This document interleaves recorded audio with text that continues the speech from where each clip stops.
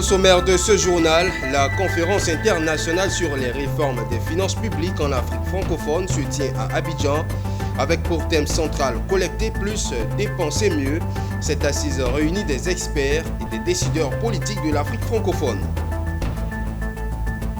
Également, le Forum de l'emploi et de l'entrepreneuriat féminin a tenu sa 10e édition, un rendez-vous incontournable dans les sphères de la promotion de l'entrepreneuriat féminin.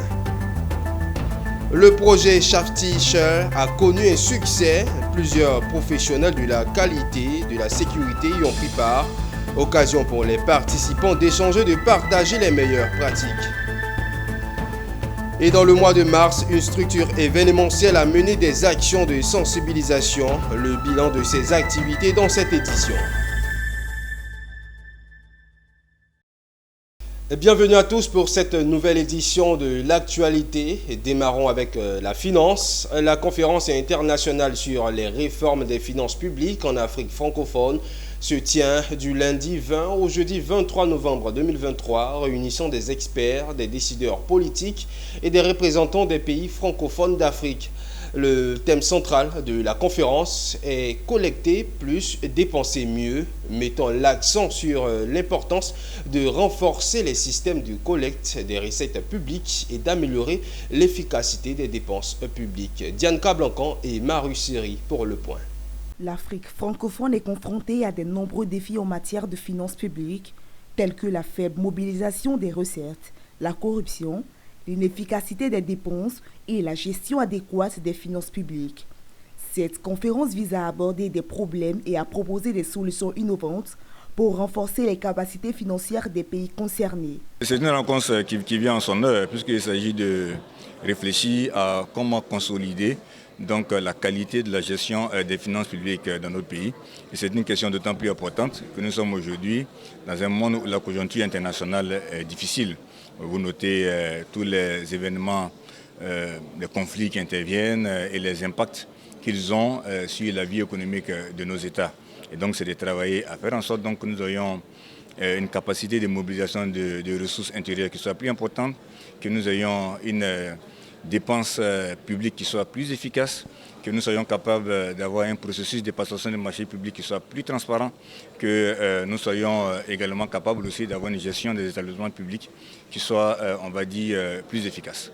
La conférence comprendra plusieurs ateliers et séances de discussion sur des sujets clés tels que l'amélioration de la collecte des recettes fiscales, la transparence financière, la budgétisation axée sur les résultats, la gestion de la dette publique et la lutte contre la corruption. Les participants vont partager leurs expériences et leurs meilleures pratiques de leurs pays respectifs, permettant ainsi un apprentissage mutuel. Oui. Donc voilà, pour l'Union européenne, c'était important de s'associer et donc d'appuyer cette conférence qui est internationale et qui couvre beaucoup de pays d'Afrique de l'Ouest ou centrale ou même de nord de l'Afrique, dont les pays francophones, qui partagent souvent le même système de gestion de finances publiques. Et nous pensons que ce système est vraiment au cœur de pouvoir atteindre les objectifs de développement durable. C'est via le budget qu'on peut redistribuer évidemment les recettes qui ont été récoltées de façon équitable. Donc nous poussons évidemment à collecter mieux, mais aussi à dépenser mieux. À la fin de la rencontre, une série de recommandations seront formulées pour renforcer les réformes des finances publiques en Afrique francophone. La conférence internationale sur les réformes des finances publiques en Afrique francophone sera une étape cruciale pour aborder les défis financiers auxquels sont confrontés les pays francophones d'Afrique. Notons que cette conférence débutait ce lundi 20 novembre, compte s'étendre sur 4 jours. Et dans le chapitre entrepreneuriat féminin, l'un des rendez-vous incontournables dans les sphères de la promotion de l'entrepreneuriat et du potentiel féminin en Côte d'Ivoire a célébré ses 10 ans. Le Forum de l'emploi et de l'entrepreneuriat féminin, FEF, a tenu sa 10e édition sous le thème « Femmes essentielles », marquant un tournant dans la volonté du FEF de toucher plus de femmes sur le continent. C'était ce 18 novembre au Sofitel Hôtel Ivoire, le point avec Walter Kofi et Ezekiel Siri. Après Yamoussoukro, Korogo, San Pedro et bien d'autres villes de la Côte d'Ivoire, retour à Abidjan pour célébrer les 10 ans du Forum de l'emploi et de l'entrepreneuriat féminin.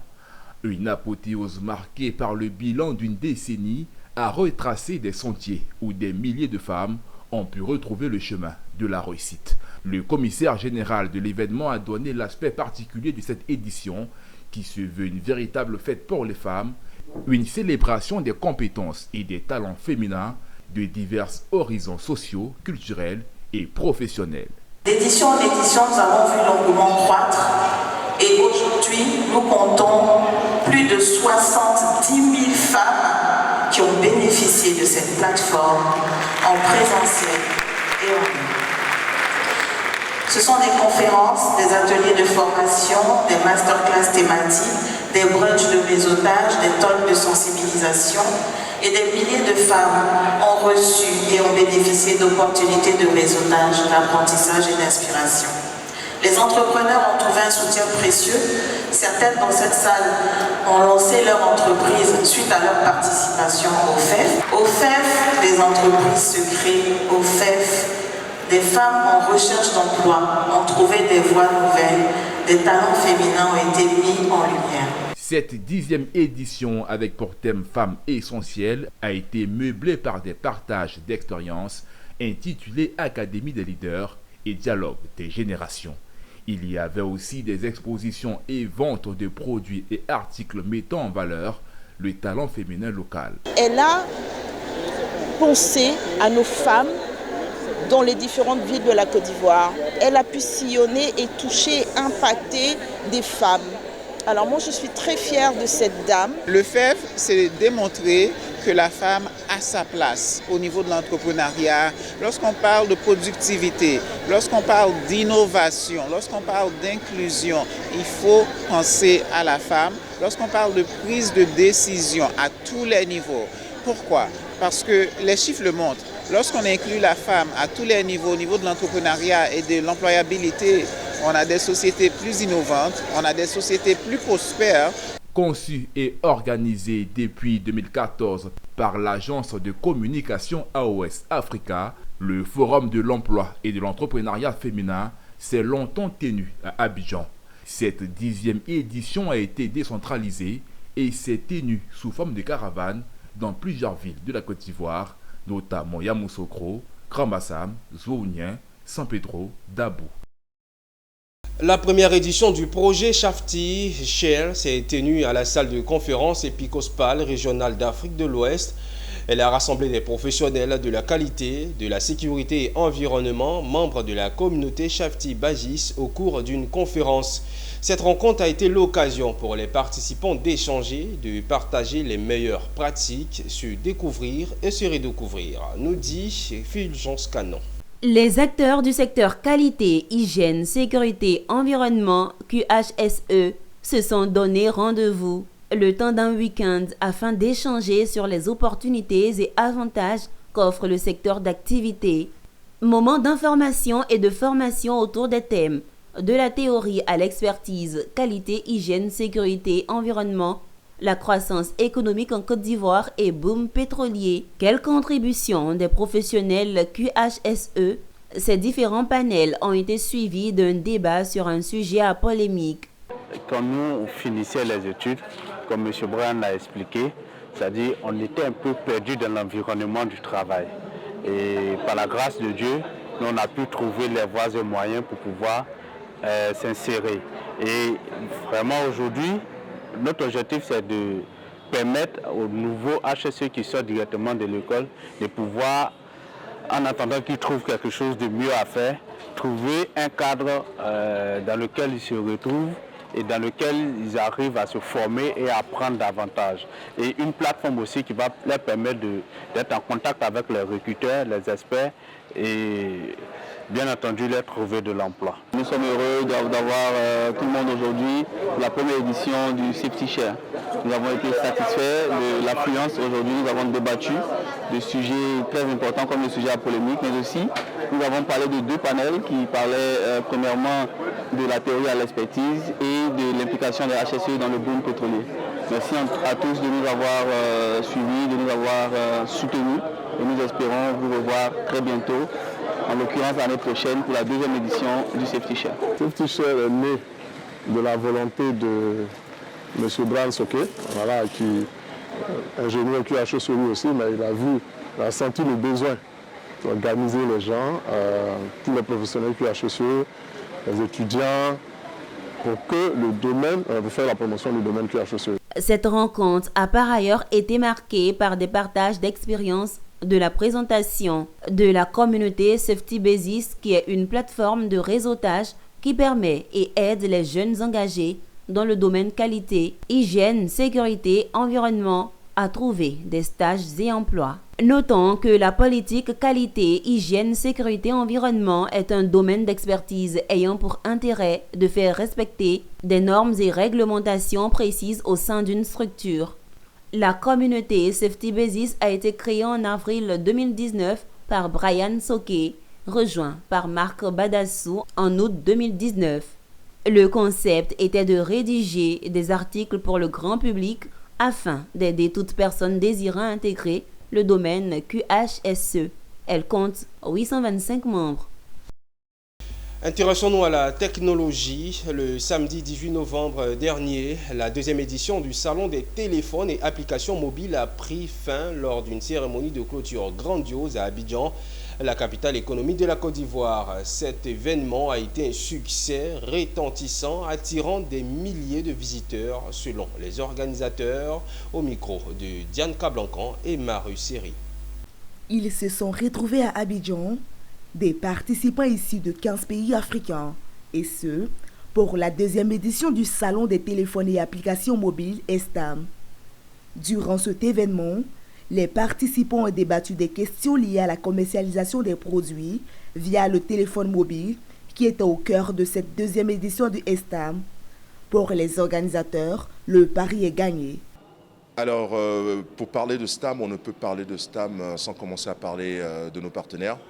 À eux, un très grand merci à tous ceux qui nous ont accompagnés dans la réalisation de ce salon, notamment le ministère de la Jeunesse, de l'Insertion professionnelle et du Service civique. Également ce nouveau ministère qui vient d'arriver, qui est rien d'autre que le ministère de la transition numérique et de la digitalisation. Très grand merci pour leur appui. Le STAM est une plateforme qui est ouverte pour permettre à tous les acteurs du secteur du numérique de pouvoir échanger et surtout mettre en avant les potentialités de notre jeunesse et de toutes nos startups en matière de digital. Pendant ce salon, des développeurs d'applications ont eu la possibilité de présenter leurs créations.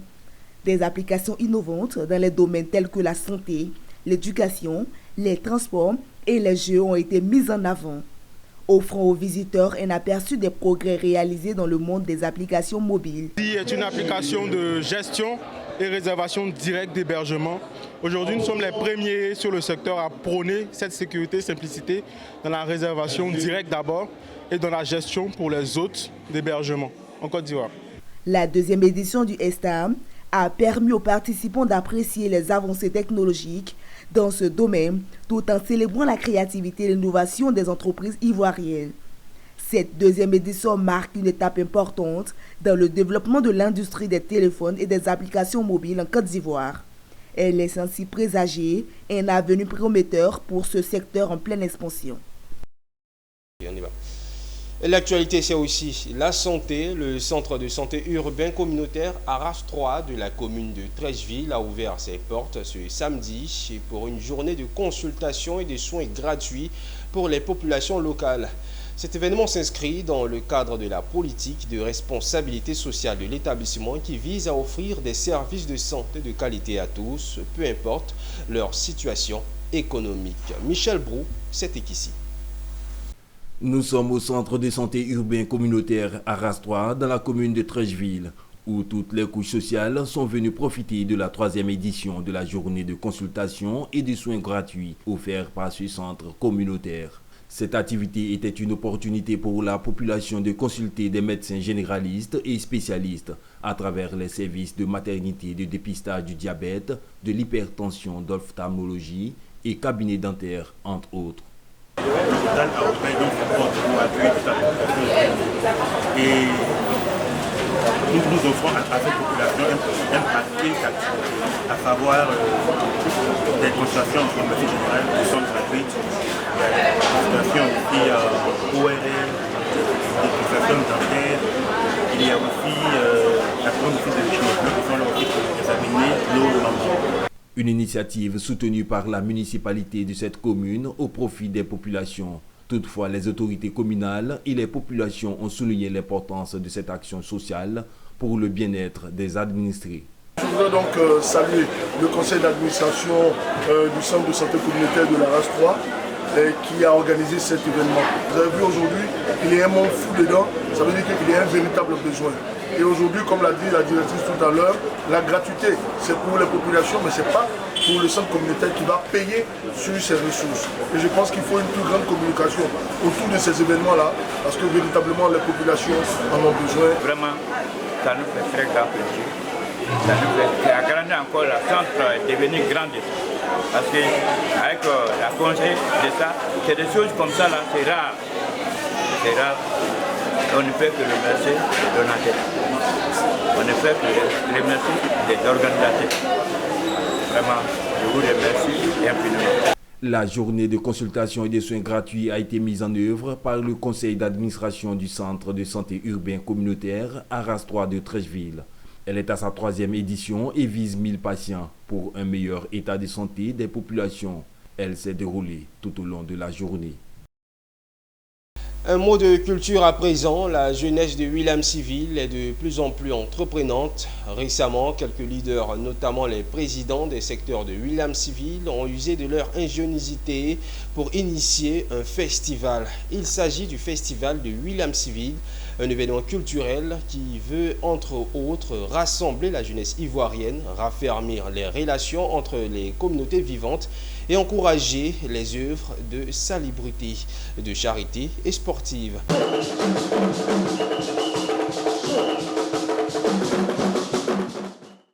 À Abidjan, dans la commune d'Adjamé et précisément à Williamsville, se tiendra du 16 au 17 décembre 2023 la première édition du festival de Williamsville. À moins d'un mois de ce rendez-vous culturel, les organisateurs, notamment les présidents de secteur de Williamsville, ont donné une conférence aux hommes de médias. Il s'agissait pour eux de présenter ce projet culturel conçu pour rassembler la jeunesse, raffermir les relations entre les communautés vivantes à Adjamé, encourager les œuvres de salubrité et de charité, promouvoir la mode, le sport, les arts martiaux et la musique sous toutes ses formes, a confié Bako Willy, président du comité d'organisation du festival de Williamsville. L'objectif, c'est de rehausser l'image de Williamsville, de rassembler la communauté et de rendre notre belle cité bien plus propre qu'avant. Alors, on a pensé à faire un festival pour rassembler la jeunesse. Ce festival-là axe son développement sur plus de 6 points forts. Alors, en premier point, nous avons l'activité sportive. L'activité sportive qui comprend un fitness, un marathon, une boxe anglaise et quelques autres disciplines. Alors, on a aussi en deuxième point fort les actions sociales pré-festival et post-festival. L'action sociale pré-festival consiste à faire des opérations coup de balai un peu dans tous les secteurs de Williamsville et l'action sociale post-festival consiste à faire des dons dans nos différents cliniques, hôpitaux et centres de soins. Nous avons plusieurs activités au sein de notre festival. On a l'activité sportive et également le programme 1 qui regroupe tout ce qui est fitness, tout ce qui est jeu au sein du festival. À travers ce passage, pour vous inviter au festival de Williamsville, voilà, qui se tiendra du 16 au 17. Venez massivement parce que nous allons vous montrer notre belle cité, comment on appelle ça, avec des programmes vraiment bien chargés. Au soir du festival de Williamsville, les organisateurs comptent faire des œuvres de charité dans les hôpitaux et centres de santé de la commune.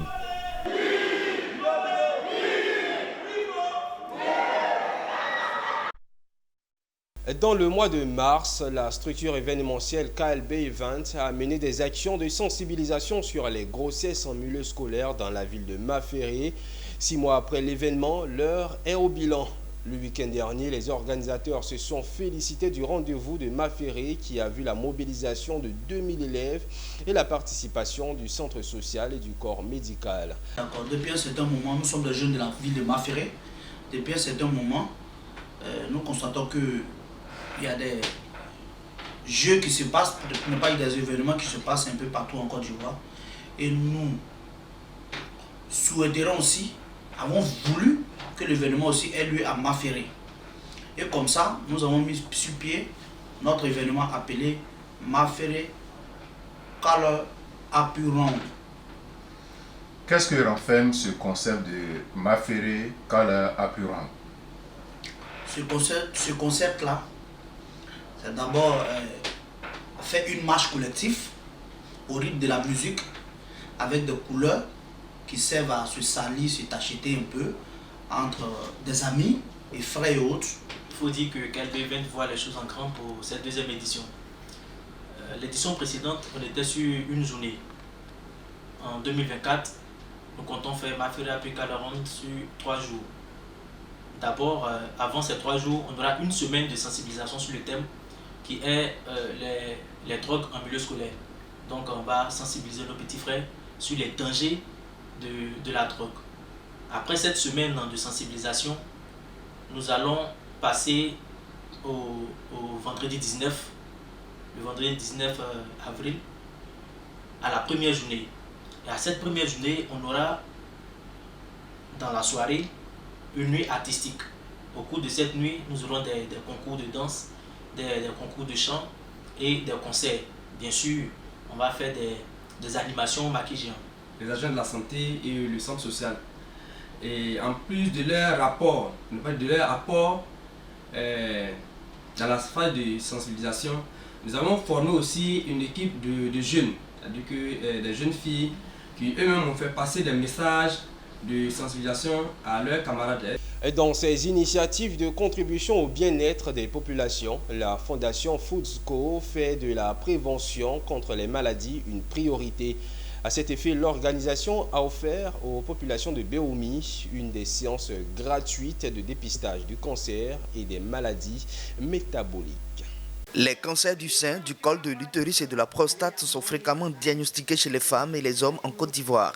À cela s'ajoutent les maladies métaboliques comme le diabète et l'hypertension artérielle. Face à ces tueurs silencieux, la Fondation Foodsco a mené à Béoumi une vaste campagne de dépistage gratuit de ces maladies. Une opération qui a mobilisé d'importants spécialistes de la santé et suscité l'engouement auprès des populations venues nombreuses pour se faire dépister.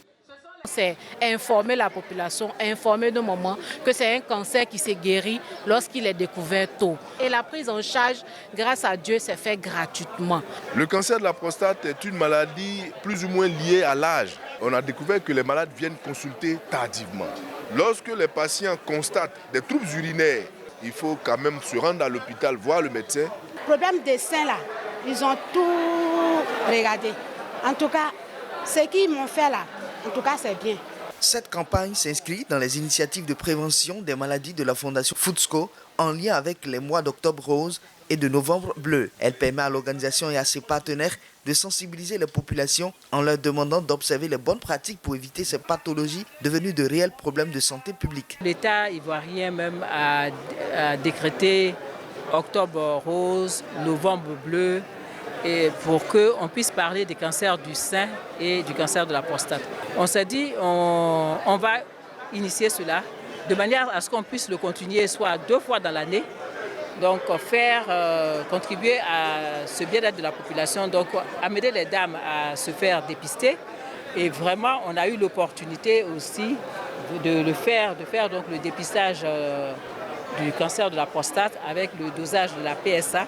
J'encourage ma population à suivre vraiment correctement tout ce que les médecins vont dire et dire énormément merci à la Fondation. Durant cette campagne à Béoumi, la Fondation Foodsco s'est engagée à la prise en charge des personnes déclarées positives à ces maladies. Elles bénéficieront de soutien et de suivi de la Fondation afin de mieux vivre cette épreuve. Et le reportage était signé Emmanuel Bonzo. Le ministre de l'Environnement, du Développement durable et de la Transition écologique, Jacques Konan-Assaoré, a effectué une visite de travail sur les différents sites de nettoyage des 13 lacs de Yamsokro en cours. Il a souligné qu'au-delà de l'enlèvement des végétaux, il faut mener des actions plus profondes qui vont consister à réhabiliter ces lacs proscrivant les comportements polluants en vue de donner à ces sites leur lustre d'antan. C'était le vendredi dernier dans la capitale politique et administrative de Yamsokro, nous dit Charles Kouako. Avant la visite des lacs, Le ministre a eu une réunion avec le comité de pilotage qui avait pour ordre du jour l'état d'avancement des travaux sur les lacs. En effet, conformément à ses missions de lutte contre la pollution des milieux récepteurs, le gouvernement a confié au ministère de l'Environnement, du Développement durable et de la Transition écologique, à travers le Centre ivoirien anti-pollution SIAPOL, un projet de réhabilitation de 13 lacs de Yamoussoukro. Ce projet a pour objectif de nettoyer mécaniquement les lacs afin de leur permettre de jouer leur rôle à la fois touristique, écologique et sanitaire. L'ex-président de la République, notre père à tous, Houphouët-Boigny, dans sa vision légendaire, a doté la capitale politique de lacs qui faisait la fierté de Yamoussoukro. On a tous constaté que ces lacs ont perdu leur lustre d'antan parce qu'envahis par des végétaux aquatiques. La première phase consiste à enlever ces végétaux pour donner un lustre nouveau à notre Yamoussoukro. Face au défi de réhabilitation de ces lacs, les efforts déployés par le SIAPOL dans la mise en œuvre de ce projet sont énormes. Aujourd'hui, tous ces lacs se sont enherbés. Il y a beaucoup de quantités de végétaux aquatiques flottants. La première des choses, c'est une lutte mécanique qui consiste à les arracher, à les enlever et les évacuer ailleurs. Ça permet donc de débarrasser les plans d'eau de ces végétaux. C'est une lutte mécanique. Et là, ce n'est que la lutte qui est vraiment conseillée. On ne peut pas faire une lutte chimique ou bien une lutte avec d'autres types de produits. Ça concourrait vraiment à dégrader le milieu. Donc, ce n'est pas lutte mécanique. Comme vous avez votre champ qui a poussé, vous vous débarrassez des herbes en coupant les mauvaises herbes et en les évacuer. Et ça, c'est à travers des engins nautiques.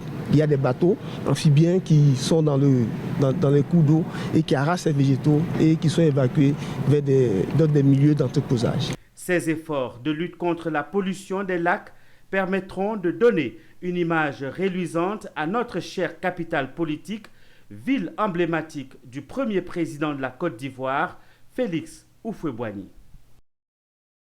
Le ministère en charge de la culture, à travers la direction régionale de la culture et de la francophonie de la deuxième ville portuaire du pays, en partenariat avec le comité d'organisation de la Coupe d'Afrique des Nations, a organisé la finale du concours de la chanson et de la toile, symbole de la ville.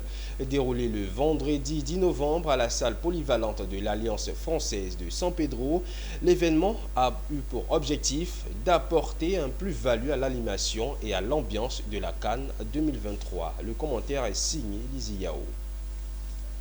Ils sont au total 12 jeunes artistes, dont 7 dans la catégorie toile et 5 dans la catégorie chanson, à mesurer leur savoir-faire au cours de ce concours organisé par le ministère en charge de la culture à travers la direction régionale de la culture et de la francophonie de la deuxième ville portuaire du pays, en partenariat avec le comité d'organisation de la Coupe d'Afrique des Nations 2023. Un concours dont l'objectif est d'apporter une plus-value à l'animation et à l'ambiance de la Cannes 2023.